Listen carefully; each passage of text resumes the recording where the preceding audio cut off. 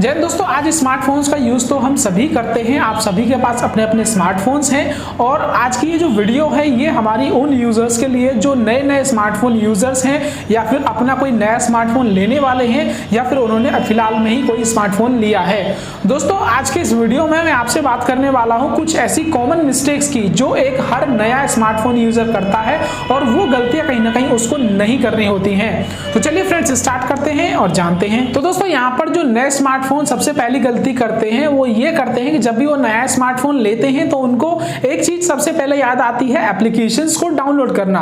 और दोस्तों, यहाँ पर बहुत सारे लोग ऐसे हैं जिनको अपनी जीमेल आईडी या गूगल अकाउंट्स की जानकारी नहीं है और ऐसे में वो फिर एप्लीकेशंस को गूगल से डाउनलोड करना चले जाते हैं, गूगल की किसी वेबसाइट पर जाते हैं, वहां से उन ऐप्स को डाउनलोड करने लग जाते हैं। तो ऐसे में आपको ये कभी नहीं करना चाहिए कि आप किसी भी अननोन सोर्स से किसी ऐप को डाउनलोड कर रहे हैं। आप अगर ऐप डाउनलोड करना चाहते हैं तो इसके लिए आपको एंड्रॉइड पर प्ले स्टोर का एक कह सकते हैं फीचर है, एप्लीकेशन है। यहां से आप बहुत सारे ऐप्स को जो आपकी रिक्वायरमेंट है उन ऐप्स को इजीली डाउनलोड कर सकते हैं। तो जब भी आप ऐप डाउनलोड करें तो इस चीज का ध्यान रखें कि जो भी सोर्स आप यूज कर रहे हैं वो ट्रस्टेड होना चाहिए।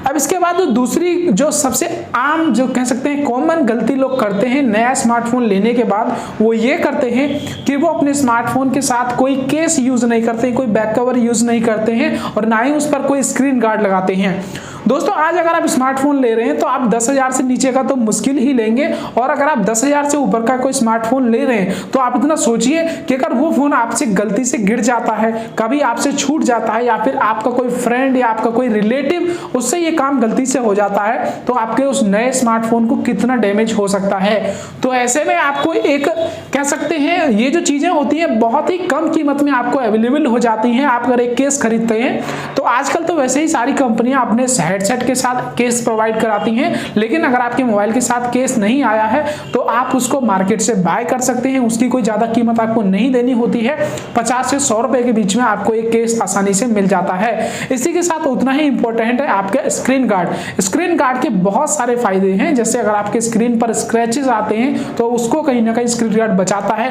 आपका स्मार्टफोन की जो कह सकते हैं जो स्क्रीन है उसको गंदा होने से बुक बचाता है, उसको कह सकते हैं साफ रखने का काम स्क्रीन गार्ड करता है। तो ऐसे में ये दोनों चीजें कहीं ना कहीं आपको अपने नए स्मार्टफोन के साथ यूज करनी चाहिए। अब दोस्तों, यहाँ पर तीसरी जो बड़ी गलती लोग करते हैं नए स्मार्टफोन यूजर्स जिनको जानकारी ज्यादा होती नहीं है, वो ये करते हैं कि उनका जो रिसेंट एप्स का फीचर होता है वो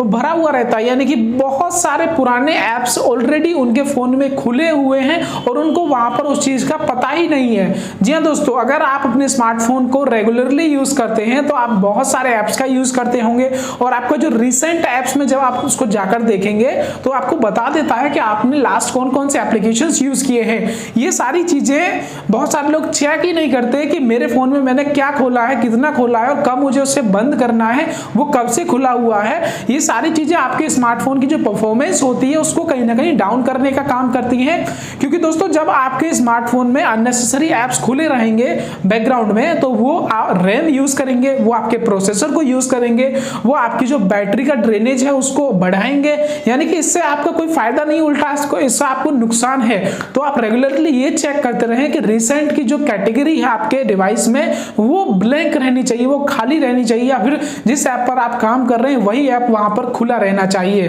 तो दोस्तों, ये भी एक इंपॉर्टेंट बात है जो कहीं ना कहीं आपको ध्यान रखनी चाहिए। अब इसके बाद एक इंपॉर्टेंट जो सबसे कह सकते हैं बात है वो है अपने स्मार्टफोन की चार्जिंग को लेकर। जी हाँ दोस्तों,